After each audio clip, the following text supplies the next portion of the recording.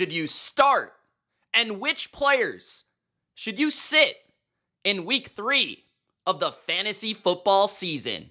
Welcome, football fans and fantasy freaks, to the weekly Money Mitch Stardom, Situm, every position, quarterback through tight end. I'm giving you 3 starts and 3 sits for your fantasy lineups in week 3. If you have any questions about your lineup and you want my advice or my opinion, then let me know in the comments section below. Don't forget to not be a jabroni and subscribe to the channel for weekly fantasy football advice just like this. Let's get to it. Let's waste no more time and let's break it down position by position, quarterback through tight end, starts and sits. Remember, this is simply my opinion. At the quarterback position, I was going to put Mac Jones here, and either way, the 49ers quarterback for me is a start. At home, their home opener for the 49ers. Brock Purdy has been practicing, though, so I'm not sure which one is going to be playing. Obviously, pay attention, but I think either one is a startable player against the Cardinals. First of all, the Cardinals have played the 2 worst teams in football, and they haven't looked dominant on either side of the ball.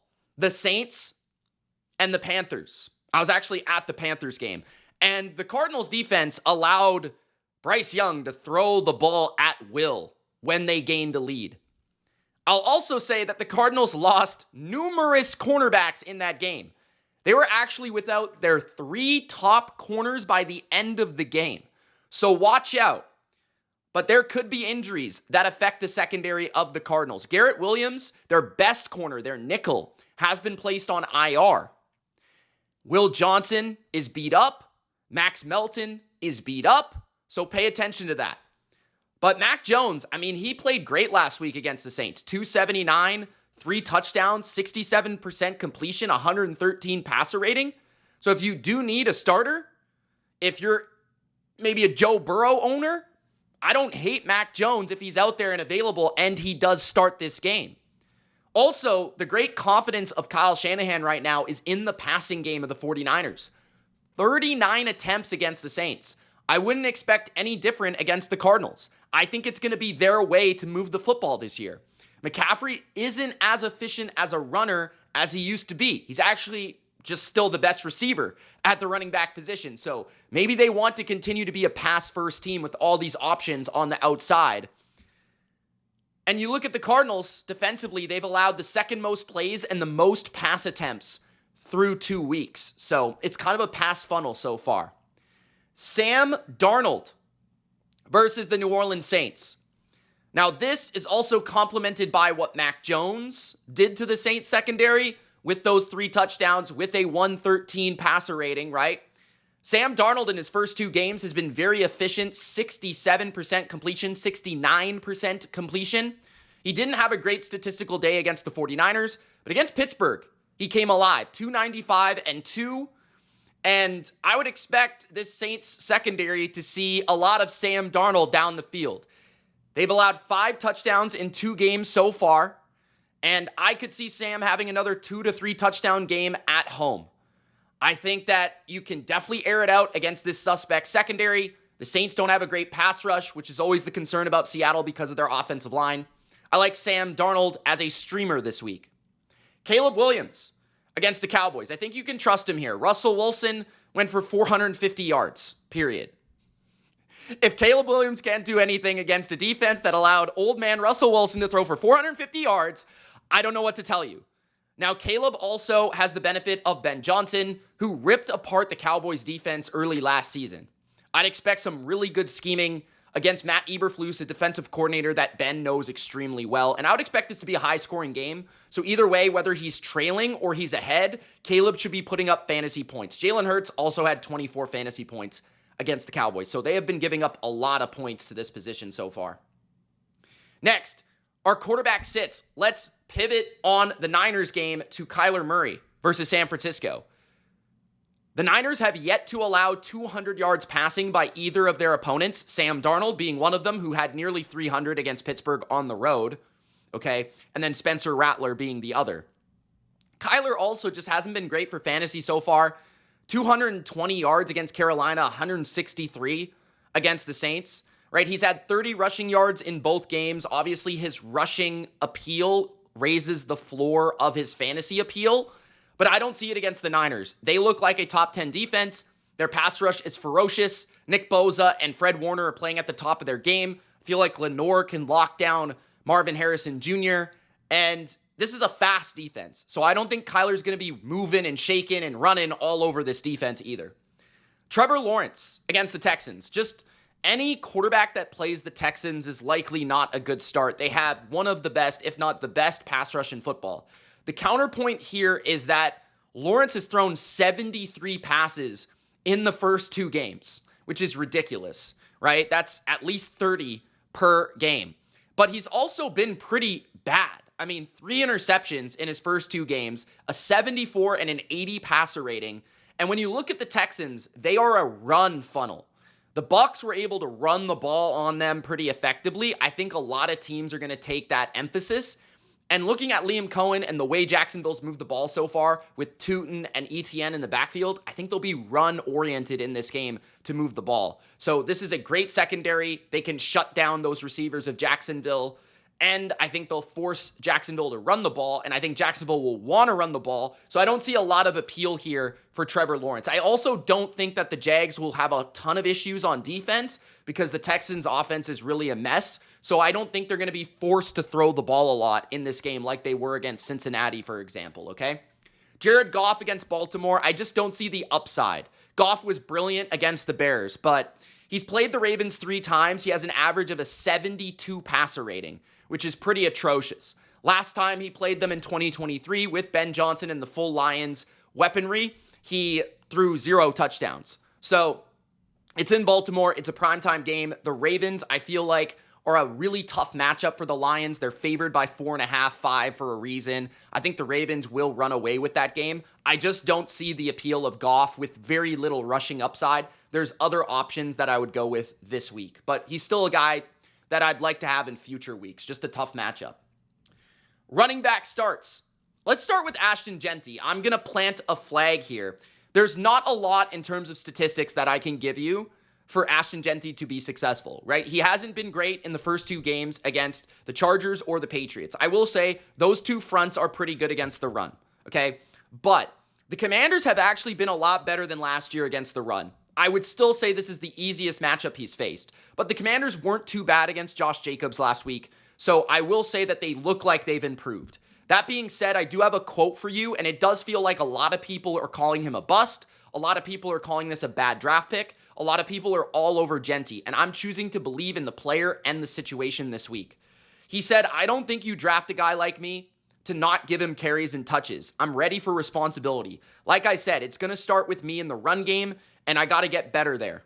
There's a learning curve in the NFL for every single rookie that comes in. I think it's really rare for a guy to come in and ball right off the rip. I'm not feeling no type of way towards it. Like I said, I need to get better. The big time performances and everybody that might be expecting, those will come, but it's about consistency." So Ashton Jeanty is hearing the noise, and I feel like he's ready to make some noise. It's just a feeling. It's a gut feel to start Ashton Jeanty this week after a couple frustrating weeks. So just stay patient. I could see him having a good game here against the Commanders, who were a bottom 5 run defense last season.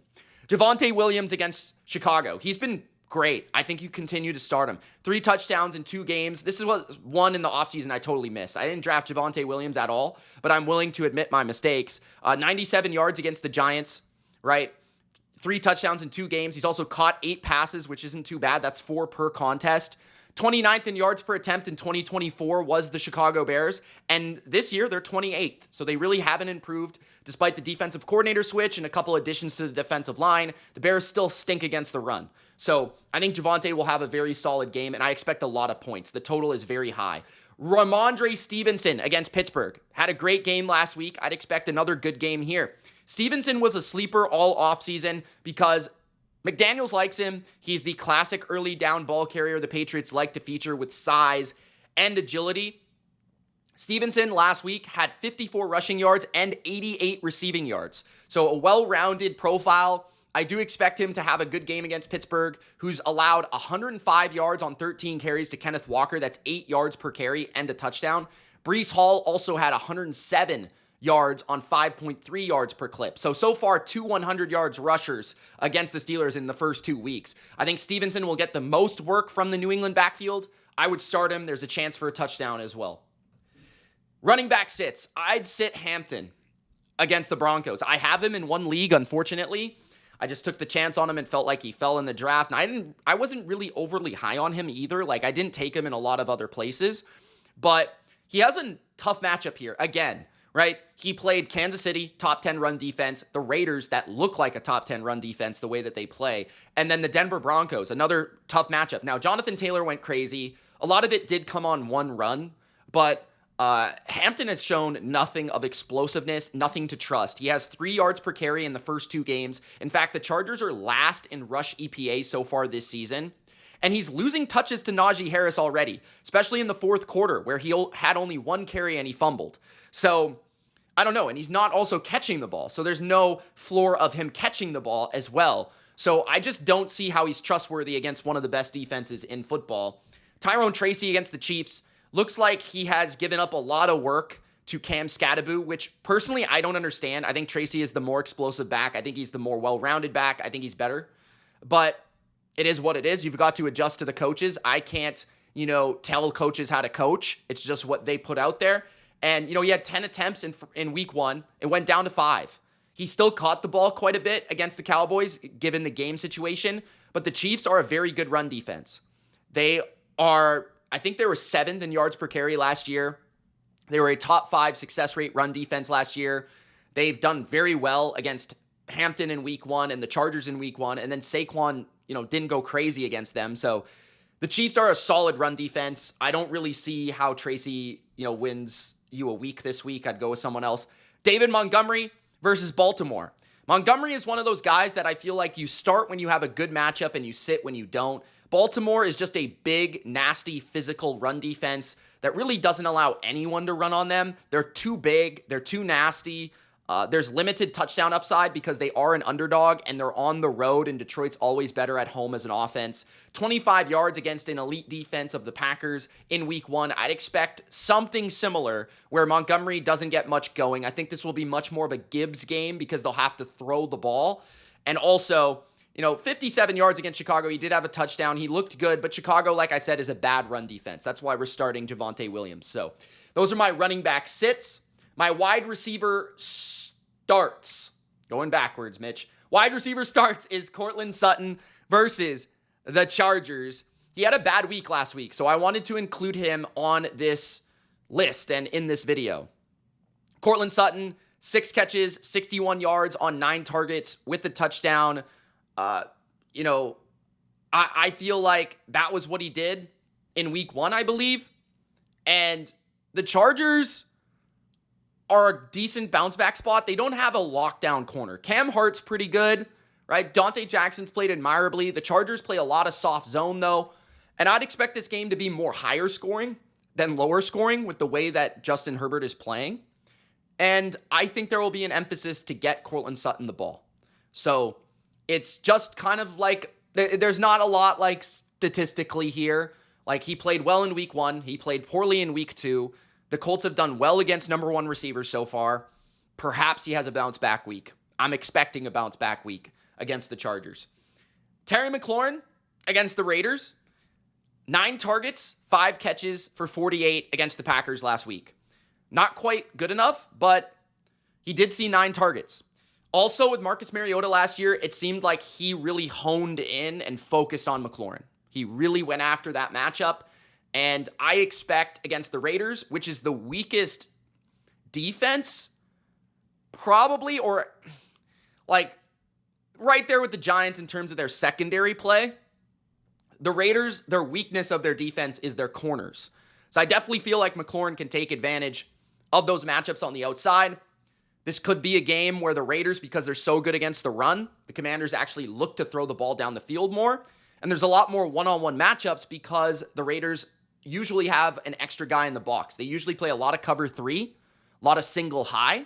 So that's going to leave some deep shot opportunities for Terry McLaurin from Marcus Mariota. I expect him to be very involved this week. And I would start him. I know he's been frustrating, but I would start him. And then T. Higgins against the Vikings. The last time T. Higgins played the Vikings with Browning at quarterback was 2023. He had 8 catches for 61 yards and 2 touchdowns. It was an epic game from T. Higgins. I remember it like it was yesterday. Now, he only had 3 catches in the first 2 games of the season, but T. Higgins is too good. I think he's going to find his way. And the way to beat the Vikings is by throwing the ball in the perimeter. Their corners are bad. They even have injuries at that position, and you want to get rid of the ball quickly. Jamar Chase will have a lot of attention. I expect T. Higgins to really dominate this game. I actually think he's got a very big boom game here, potentially. Wide receiver sits. Quentin Johnston, which is a difficult one to do because he's just been so good. But if Pat Surtain is covering him, good luck. Johnston last week was kind of lucky. He had one 60-yard handoff from Justin Herbert go for a touchdown. Otherwise, he had a total of 3 catches for 71 yards. So he was kind of fortunate. If they don't get that big play, I don't exactly see him having a huge game. Riley Moss on the other side for the Broncos is a bit inconsistent, but he can run. And I don't see him really giving up big plays against Quentin Johnston either. I could be wrong. The Colts were able to hit some to Alec Pierce. But I just feel like there's better opportunities, better options, better matchups than playing the guy against one of the best secondaries and one of the best defenses in football. Like, he's the number 3 receiver in the offense, right? 5 catches, 79 yards in week 1 was nice. But when you think about the Chiefs, you think about the Raiders, that number 2 corner on the perimeter for both teams is the weakness of the defense. I wouldn't necessarily say that for Denver. And there's always a possibility that Pat Surtain actually covers Quentin Johnston quite a bit because Ladd McConkey's all over the formation. He's in the slot, he's outside, he's all over. So it's hard to really track him and cover him and match up with him all the time. Okay, Calvin Ridley versus Indy. The Colts have been very good against number 1 receivers so far this year. Tyreek Hill did very little. Courtland Sutton did next to nothing. So the Colts have looked very good in the secondary, and Lou Anarumo has put an emphasis on limiting those receivers, despite their injuries in the secondary. Calvin Ridley's also struggled against the Rams and the Broncos, 2 teams with exceptional pass rushes. This would be the weakest defense that Calvin Ridley and the Titans have faced. It's also at home, I believe. But I just feel like from what we've seen so far, he hasn't popped. I think there's better alternatives. It's not like he's overwhelmingly the number 1 target in the offense like we expected. So let's wait until Calvin Ridley does something before we put him back in the lineup. And Jerry Jeudy against the Packers. This is just a case of, I feel like Joe Flacco is going to be under so much duress that he doesn't even have a chance to find Jeudy in the offense. That's basically what's happened to Terry McLaurin. That's what's happened to, Amon-Ra St. Brown, the Lions receivers, Jameson Williams, just not enough time. The Packers pass rush has been ridiculous. The Browns, I think, are going to be in a lot of bad situations from an offensive vantage point. I don't think they'll be able to run. I think they're going to be under a lot of pressure. I think it's going to have to be a lot of quick throws. And Judy's ceiling is capped. So far, he has 8 targets in both games, which is nice. But he hasn't really been able to give you a big game, 51 yards, 61 yards. Unless you're in a PPR league, I feel like sitting Jeudy is the right move. There's just not a lot of appeal, very limited touchdown upside in a game that they might score 10 points. I really don't see it here. The tight end starts, Juwan Johnson versus Seattle. I said he was a sit last week. That was my bad. I will admit that. But against the Niners, typically tight ends don't go crazy, which makes me confident about Juwan Johnson this week. Johnson leads all tight ends in snaps, targets, and second in red zone targets. That should be enough to convince you to play him given this position. But Seattle has also allowed 16 of 18 passes to tight ends to be completed, which is nearly 90%. So Juwan Johnson, very strong play against Seattle. They do have good cornerbacks. That should limit Chris Olave and others. Jake Ferguson against the Bears. Ferguson was very good last week, and I just really like this player. I feel like he's very underrated. And this offense, they're going to score points. This is a total of 50 plus. So Ferguson is a strong play after finishing second on the team in targets with 6 in week 1. Ferguson led the Cowboys and all tight ends with 12 targets in week 2. So he's had at least 6 targets in the first 2 games, and they're going to throw the ball a lot. That's what the Cowboys do. Fannin against the Packers is actually low-key a good start. He's a player that's playing all over the place. He's a bit of a joker right now, 40% from the slot. He's used as the number 2 tight end. He's used as the number 3 receiver. He's used as a fullback, a running back, right? Fannin does it all. And that makes him very hard to take out of a game plan. And against a team that's going to have a great pass rush, Fannin's going to see a lot of quick throws, a lot of screens. So expect him to be very active early in this game against the Packers. And our tight end sits Evan Ingram against the Chargers. 6 targets, 4 catches, and 33 yards in his first 2 games as a Bronco. The Chargers have Derwin James. Derwin James is a single-handedly shut down tight end stopper, right? Like, we saw him against Brock Bowers last week, limited Brock Bowers to a pretty weak Brock Bowers outing. Evan Ingram is a similar player in terms of he doesn't block. He's a slot receiver. Derwin James can take him right out of the game if they choose. It's a matter of if they choose or not. But Travis Kelce also had like 1 long touchdown where he was wide open. But other than that, he did nothing. So I feel like Evan Ingram, not a good start against Derwin James. Mark Andrews against Detroit. Tough matchup and not playing well.